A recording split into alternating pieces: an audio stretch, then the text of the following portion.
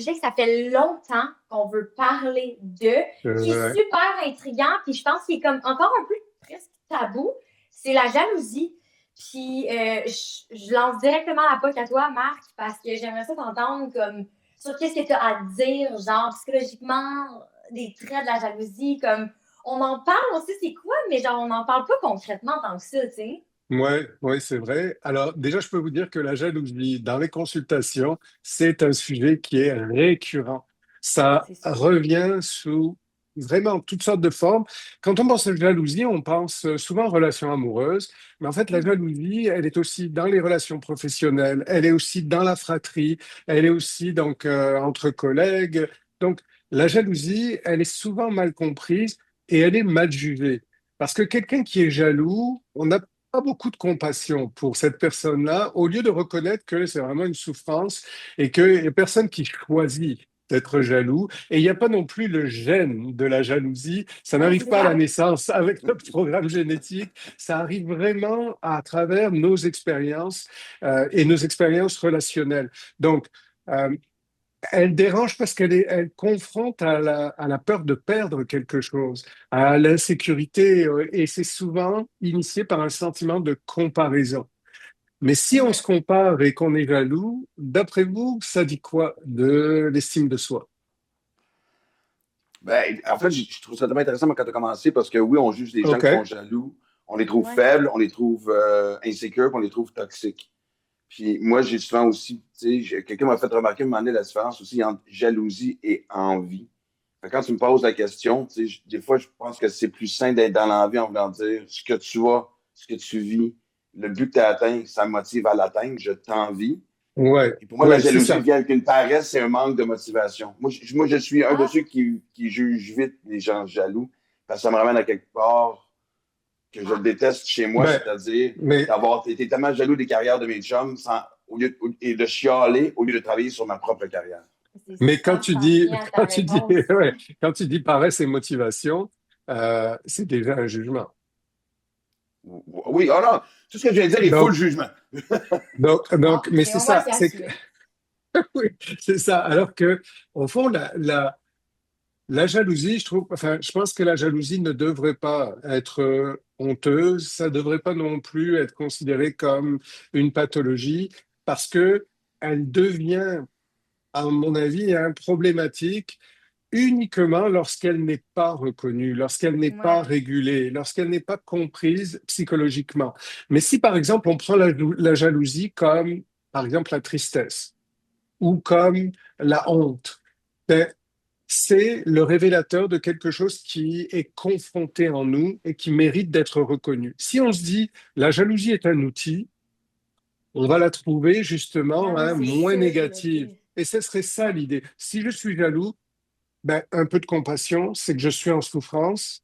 Maintenant, pour pas que cette jalousie soit envahissante, qu'est-ce que j'ai à comprendre et qu'est-ce que je peux faire dans les actions? Ce qui rejoint ton idée de développer une motivation ou d'essayer de répondre à un besoin. Donc, je pense qu'il faudrait redonner un petit peu ces lettres de noblesse à la jalousie en disant, ben, au lieu de se juger trop vite, est-ce que je peux reconnaître que je suis en souffrance de quelque chose qui mérite d'être compris? Quand ce sera compris, ça va disparaître. Mais moi, j'aurais tendance même à dire, tu sais, c'est sûr que je suis une hypersensible, puis j'ai fait le travail pour accepter toutes mes émotions et ne pas les juger. Mais effectivement, tu sais, je trouve ça comme triste, le jugement qu'on apporte à ça, parce que moi, quand, exactement comme tu viens de dire, quand j'apporte un œil un peu plus doux par rapport à ma jalousie, ben c'est là que je suis plus capable de la transformer. C'est-à-dire que je suis plus capable de faire comme, hey, genre, c'est vrai que genre, c'est le fun qu'est-ce que cette personne-là vit ou a ou quoi que ce soit, mais qu'est-ce qu'est-ce que je cherche dans cette. Ouais, Comme c'est quoi que ça l'évoque en dedans de moi? Comme, c'est-tu ben c'est parce que je ça. veux sa vie ou que j'exprime un mal-être interne puis que c'est même pas sa vie que je veux, j'ai juste envie de ressentir, d'avoir une motivation pour vivre autre chose. Parce qu'il y a souvent ça aussi, des fois, tu sais, c'est comme, c'est même pas nécessairement, on se crée comme une idée ou une attente de qu'est-ce qu'on veut, mais on cherche pas à l'intérieur qu'est-ce que ça l'évoque vraiment. Ben, Tu en sais, fait, qu'est-ce que je veux peut-être là-dedans? Ouais, ce que vous me dites quand même, ça me fait penser à une distinction. C'est vrai qu'il y a une distinction entre l'envie et la jalousie. La jalousie, en fait, les racines psychologiques de la jalousie, c'est vraiment lié à l'attachement, au mécanisme d'attachement. Donc, quand on parle de jalousie, faut vraiment faire le lien avec le fait que on parle de quelque chose de relationnel. La jalousie, c'est vraiment typiquement lorsqu'un lien significatif est menacé ou il est perçu comme menacé. Donc ça peut être Mhm. réel ou ça peut être symbolique, mais dans ces cas-là, le cerveau émotionnel, il interprète cette menace comme un risque de rejet ou d'abandon. Donc Ouais, penser relations amoureuses, ça devient très clair. Pensez aussi aux relations d'amitié, où ouais. tout à coup, dans ce lien d'amitié, quelque chose est menacé et on a l'impression qu'on va être laissé pour compte, qu'on est moins choisi que d'autres personnes. Donc, la jalousie, elle est vraiment influencée par l'histoire affective de la personne. Il faut vraiment Mais partir de là. Hmm. je comprends ce que tu dis par rapport à la compassion, puis vraiment, est-ce que ça part de l'entourage, ça part de la personne? Parce qu'il faut que tu sois capable de t'avouer que tu es dans une phase de jalousie. Je pense que des fois, tu t'entends pas. Et l'autre chose aussi, et je pense que je ne sais pas d'excuser, mais peut-être de voir une compréhension, c'est difficile de faire de la compassion pour quelqu'un qui est jaloux. Parce qu'il y a une odeur qui vient souvent dans la façon qu'il s'exprime. On voit ça dans les parties, on Je voit ça dans des comprends. relations de genre, on sait bien, tu sais, lui et elle, ils ont ça, mais tu sais, blablabla, tu sais, il y a une frustration. Une Tu sais, les gens jaloux, agressivité, ouais, genre, ouais, je comprends ce exactement, que tu veux fait que dire. ça devient vite lourd de vouloir dire, d'être autour de ces gens-là, parce que ça te conforte tes propres valeurs, premièrement. Puis, comme tu dis, je pense qu'il Ouais, y a une ignorance par rapport à comment gérer ça aussi. C'est vrai, c'est mais, intéressant ce que tu mais veux dire. c'est vrai que c'est une des bases de la jalousie, hein, ce que tu décris, c'est vraiment la comparaison sociale et affective. Euh, Mais dans ces bases-là, il y a cet élément d'insécurité et c'est vrai que si la personne jalouse ne travaille pas sur elle-même, elle devient difficile pour l'entourage parce que c'est Ouais. désagréable et qu'on sent cet élément de frustration, mais aussi il y a comme une colère, il y a une dépréciation, il y a donc euh, c'est sûr que l'idée première, c'est que la personne qui est jalouse, c'est elle qui devrait avoir de la compassion vis-à-vis d'elle-même et Mhm. reconnaître qu'elle est en souffrance et de cesser d'agir sa colère dans des réflexions qui sont désobligeantes ou désagréables. Pour quelqu'un qui subit la colère, ça serait vraiment de poser une limite. C'est-à-dire d'arrêter l'autre lorsque tout à coup il a des comportements de jalousie et de renvoyer cette personne à elle-même ou de lui expliquer que la relation devient désagréable et que ça met une limite, hein, qu'éventuellement ça peut mettre en péril la relation. Ce qui serait Mhm. terrible parce qu'à ce moment-là, la personne jalouse se dirait, ben voilà, je me sentais rejeté, ben j'ai bien raison parce que je me fais rejeter sans réaliser que c'est elle qui crée cette mécanique de rejet. Exact. Donc, parfois, il y a un travail à faire sur soi, hein. Je trouve ça tellement intéressant parce que c'est un des points que j'avais noté, c'est comme des fois aussi, c'est juste un réflexe qui est même pas sincère pour Ouais, renforcer ton sentiment d'abandon, de rejet, tout à d'échec, fait, de toutes tout ces à fait, affaires-là, tu sais. tout à fait. Comme Ouais, mais puis aussi, je retourne sur ton point, c'est vrai que on dirait comme j'étais tellement dans. J'approchais le sujet en mode comme moi quand je ressens de la jalousie, nanana, mais c'est vrai que ça peut être très, très, très difficile d'être entouré de quelqu'un qui te remet ça en pleine face parce qu'effectivement, ça peut te ouais, confronter autant à toi-même que aussi comme c'est pas tout le monde qui est aussi chanceux autour de la table. Fait que là, ça devient comme un sujet super dérangeant pour Ouais. plusieurs tout à personnes. fait, tout à fait. Ben, Puis, je pense que la jalousie est aussi la porte d'entrée vers la victimisation. Oh! en fait, c'est que la personne jalouse, elle est victime des autres dans la mesure où elle a du mal à comprendre pourquoi elle n'est pas la personne aimée, préférée, choisie. Et donc, je pense que on le voit beaucoup en amour. Mais un des paradoxes que je veux avoir votre avis là-dessus, en fait, c'est que en amour, par exemple, quand une personne est jalouse, ce que j'entends parfois, c'est ben, mon conjoint, il est jaloux, mais pour moi, c'est une preuve d'amour. Il est jaloux parce que il veut pas me perdre. Il est jaloux parce que je suis la personne qu'il préfère, la personne. Alors que, au fond, hein, et là, c'est tout un travail. Moi, je trouve ça super intéressant dans ces cas-là, hein, de travailler ça en thérapie. La jalousie, c'est pas et ça sera jamais une preuve d'amour. c'est uniquement pour moi un révélateur de vulnérabilité Ouais, émotionnelle. ouais. Hein. C'est pas une preuve d'amour. Donc, que les gens, quand les gens, parce que ça peut mener à des comportements plus extrêmes, hein, Mais c'est ça. d'hyper-contrôle. La personne jalouse, hein, plus elle contrôle, moins sa jalousie est mise à l'épreuve. Or, plus justement en amour, elle vit des relations sociales ouvertes, etc., plus elle va constater que son partenaire, sa partenaire, a des relations positives avec les autres. Et au lieu d'en être heureux ou heureuse, on va se dire, ben là, ça marche pas, et ça va donner lieu à souvent des conflits et des conflits majeurs. Ouais. J'aurais même tendance à dire que c'est, moi, dans mon expérience à moi, c'est une preuve de manque d'amour. Je suis d'accord que les compromis, c'est important, se sentir en sécurité, se sentir aimé, validé, puis comme en connexion avec ta personne, c'est super important. Je veux pas mettre ça en péril, Mhm. mais justement, c'est quand on parle de jalousie, moi, ce que je ressens dans moi, c'est un manque d'amour pour mon histoire, pour ma personne. Et donc, ça déborde sur les autres, mais ultimement, c'est directement lié à un manque d'amour ou de bonheur, d'un sentiment amplifiant. C'est vraiment Ouais, ça, ouais, là. ouais, puis ça concerne pas l'autre, en fait. Ça Non. concerne, soit, en tout cas, ça Ouais. concerne la personne jalouse et, euh, et ça traduit une relation à soi, une relation d'insécurité Ouais. relationnelle. Donc, le travail, il est vraiment à faire en soi. Ben, moi, je C'est l'ai quoi? vécu parce que. Excuse-moi, vas-y, je t'ai interrompu. Non, non, ben, j'allais te poser la question justement sur les jalousies que vous avez peut-être vécues, et puis tu repars là-dessus, donc c'est parfait. Ben, moi, tu vois, j'ai été quelqu'un dans la vingtaine jusqu'à la mi-trentaine, quelqu'un de jaloux, mais ça reflétait énormément mon insécurité, Mais ouais. plus que mon côté possessif. Mhm. Puis, en travaillant sur moi, puis tu sais, dès le début de la quarantaine, où la confiance est revenue, puis je l'ai entretenue, ça a disparu dans mes rencontres. J'avais pas de jalousie parce que j'avais confiance en moi de. Je vais le banaliser, mais tu sais, je veux dire, je suis avec quelqu'un, tu choisis quelqu'un d'autre, ben écoute, ben OK, je veux dire, ça m'affecte Il y pas avait une parce que compréhension ben, je suis de. capable de vivre parce que moi, je veux dire, je suis bien avec ma personne, je sais ce que j'ai à offrir, fait que si ça ne matche pas avec ce que toi tu désires, j'ai aucun problème. OK. Bonne chance dans la vie, je passe à d'autres choses. Je me suis même déjà fait accuser de ne pas être assez jaloux. Ça m'est déjà arrivé de dire, on dirait que ça ne te dérange pas, mais pourquoi tu veux-tu jouer à ça? Tu essaies de provoquer quelque chose Ah. en moi? Pourquoi amener ce sentiment malsain? Et pour finir là-dessus, j'ai aussi été dans deux relations d'extrême jalousie de ma conjointe. Et la lourdeur qui va avec, c'est énorme parce que tu deviens Mais c'est figé, l'emprise. gêné de parler avec quelqu'un. Puis dans un autre cas, j'ai réalisé surtout que cette personne-là avait réussi subtilement à éliminer tout ce qui était féminin de mon monde. Mes amis, voire même jusqu'à certains membres de ma famille, Ça, où là, on me convainc que l'autre est toxique. En tout cas, tu penses que c'est ton ami, mais elle a dit ça, tranquillement, je me suis rendu compte avec du recul qu'elle avait effacé ce qui était une menace pour elle.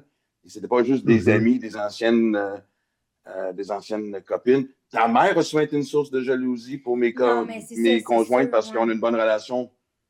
Fait que ça m'a Mhm. toujours frappé. Puis, ce Ouais. que tu es en train de dire, c'est après ça, dans le sens où, encore une fois, comme j'ai dit, moi, je suis zéro dans le jugement par rapport au fait que tu as besoin certains besoins et désirs, mais reste que ça crée une énorme imbalance et insécurité chez l'autre personne, tu sais. Ouais, ouais, Quand ouais. tu Et implémentes ça sur quelqu'un, ça devient super dérangeant, puis même que ça rentre dans ton système à toi, tu sais, ouais, ouais. l'insécurité puis la jalousie. Mais je pense que vraiment, pour les personnes qui, justement, nous écoutent, hein, l'idée de ne pas renforcer négativement la jalousie, c'est d'oser poser des limites, hein, en disant, écoute, je vois bien que c'est difficile pour toi, mais je vais continuer à avoir ces gens-là que j'aime beaucoup, qui sont respectueux. On va travailler la confiance que tu as en moi, que je suis quelqu'un qui est à sa place, etc. Alors que par amour, parfois, ou pour éviter les histoires, ou pour éviter que le jaloux ne souffre, les personnes se mettent à s'ajuster et disent, ben, j'ai réduit finalement mes relations sociales, je vais éviter de parler à un autre homme si je suis une femme parce que mon conjoint n'aime pas ça quand je parle aux hommes. Et c'est là qu'on rentre dans un cycle subtil de dysfonction du couple Mhm. qui ne va jamais résoudre la jalousie, mais qui ne va faire que la renforcer. Parce qu'à ce moment-là, Ouais. le jaloux se dit, ben, inconsciemment, hein, ou consciemment parfois, j'ai du contrôle sur l'autre, ça m'apaise, ça me fait du bien, ma jalousie est moins mise à l'épreuve, donc je vais continuer dans l'hyper-contrôle. Hein. Et on sait évidemment hein, que les jalousies extrêmes et pathologiques sont celles qui mènent au crime, qui mènent Ouais, non, hein, c'est ça. Ouais, exact. hein, Ça C'est peut très être très grave. grave, Ouais. là. Qu'est-ce que tu dis, absolument. toi, à quelqu'un qui rentre dans ton bureau, homme et femme, homme ou femme, en fait? J'ai l'impression que souvent, quand la jalousie est extrême, il y a un déni qui va avec. Est-ce que tu rencontres Euh, ça, puis comment tu brises ça? Je pense que les gens sont très réceptifs au discours de compassion vis-à-vis de leur souffrance plutôt que de jugement vis-à-vis de leur jalousie. Donc, une personne qui est mhm. jalouse, je vais toujours essayer de l'amener à concevoir à quel point, en fait, elle est et elle vit dans la jalousie l'activation d'une tristesse qui vient de loin et qui est certainement celle d'un manque de valorisation, d'un manque d'estime de soi, d'une histoire qui en fait en sorte qu'elle ne s'est pas sentie valorisée dans le regard de l'autre, les parents, mais peut-être les premières expériences amoureuses dans l'adolescence ou ensuite. Donc, à L'amitié. partir du moment où on va là, les gens sentent bien que on n'est pas. C'est un peu comme si la jalousie, c'est à la surface. Ce qu'on va chercher, c'est vraiment dans les profondeurs de Mhm. l'histoire de la personne, les racines de la jalousie. La jalousie, c'est une conséquence, ça n'est pas une cause. La cause, elle est ailleurs. C'est le révélateur, la jalousie, ce qu'on observe. Donc, à partir du moment où on y va avec cet aspect un peu psychoéducatif, on explique aux gens les principes de cette jalousie qui émerge, et en même temps, il y a l'élément de compassion, et on leur dit aussi ben, quoi faire quand la jalousie s'exprime. Et notamment, on va travailler beaucoup hein, cette conscience de soi et de régulation de ses émotions et de co-régulation pour aller dire à l'autre, tu vois, là, je me sens jaloux, j'ai besoin d'un coup de main. Mhm. Est-ce que on peut s'en parler? Est-ce que juste pour atténuer la charge émotionnelle? Mais je trouve ça super intéressant. Puis si je peux, comme moi, ils m'ont besoin de tout récapituler pour mon TDAH, tu sais, pour faire ça simple, mettons que comment je peux bien dire ça? Quand je pense justement à moi, comment que j'ai pu procéder Mhm. ou améliorer ma jalousie, ou je sais pas trop comment on peut dire ça, là, La mais tu sais, contrôler ou ouais, c'est ouais. ça, la La travailler, réguler, la réguler. la réguler, exact, ben c'est comme première étape, ça a été de regarder à l'intérieur de moi. Encore une fois, Oui, c'est souvent la première étape.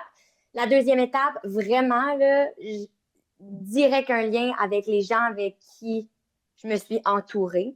Tu sais, la sécurité maintenant, que ce soit dans mon amitié, amour, famille, n'importe où, est oui, extrêmement oui, importante. tout à fait. Puis quand tu es avec quelqu'un qui te rend en sécurité, la négociation n'est jamais rejetée. Ce que je veux dire, c'est que Absolument. moi, j'ai été dans une relation il n'y a pas longtemps hyper saine où la négociation n'était jamais rejetée et j'ai trouvé ça splendide parce que ça fait en sorte que, tu sais, on en a eu là, des discussions comme ah, l'ex est dans le décor, comment on se sent par rapport à ça? Parle-moi de ta relation avec cette personne-là. Tu sais, comme la négociation, des fois, on peut même arriver à un consensus puis que la décision, elle change au fur et à mesure parce que Oui, oui. c'est ça, à être en sécurité, c'est de pouvoir bounce back, c'est de pouvoir revenir sur des décisions puis de tout le temps réajuster avec les besoins, désirs Ouais, ouais, tout des à gens qui fait. t'entourent ou de Tout toi-même. à fait. Moi, je pense que c'est exactement ça. C'est parfait ce que tu décris. C'est vraiment de très bons conseils. C'est l'idée de réussir à identifier ce qui se passe en soi, le déclencheur, et de renforcer la sécurité. Tu l'as dit, c'est fondamental. Puis de transformer la jalousie en dialogue. La jalousie, Ouais. c'est le point d'entrée d'une conversation qui peut être authentique plutôt que vraiment comme une arme relationnelle. Mais étant donné que tu as donné de si bons conseils, moi, je pense que je vais devenir influenceur et toi psy. C'est ce que je propose.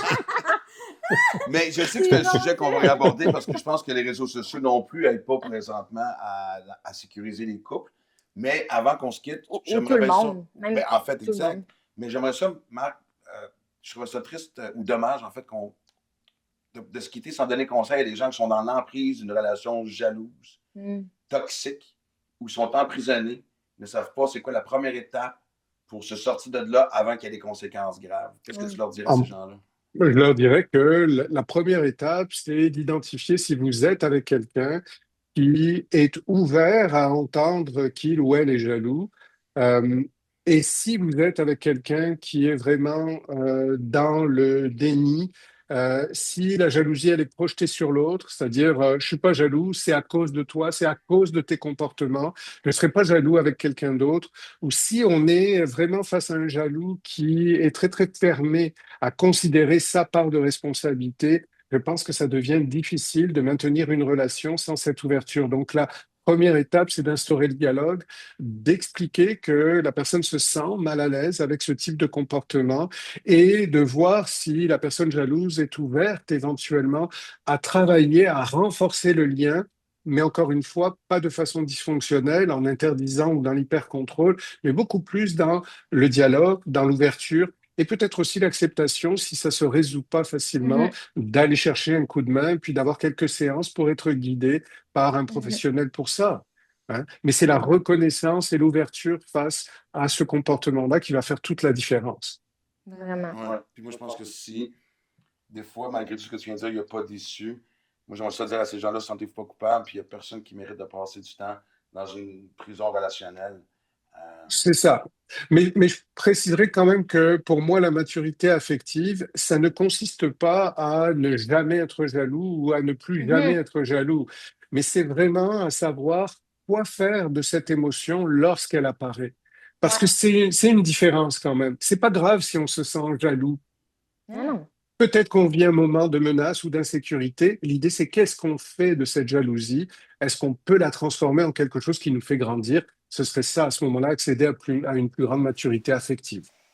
Non, c'est vrai, parce que c'est ça, petit mot de la fin, mais justement, tu sais, quand on travaille avec des émotions à fréquence basse, là, tu sais, qui t'amènent vers le bas plus que vers le haut, on a tendance à les retenir puis à penser que c'est des sentiments qui sont accaparants, mais ultimement, c'est un Mhm. sentiment qui peut passer comme n'importe quelle émotion, tu sais. Il suffit Tout de à fait. l'apprivoiser, le sujet.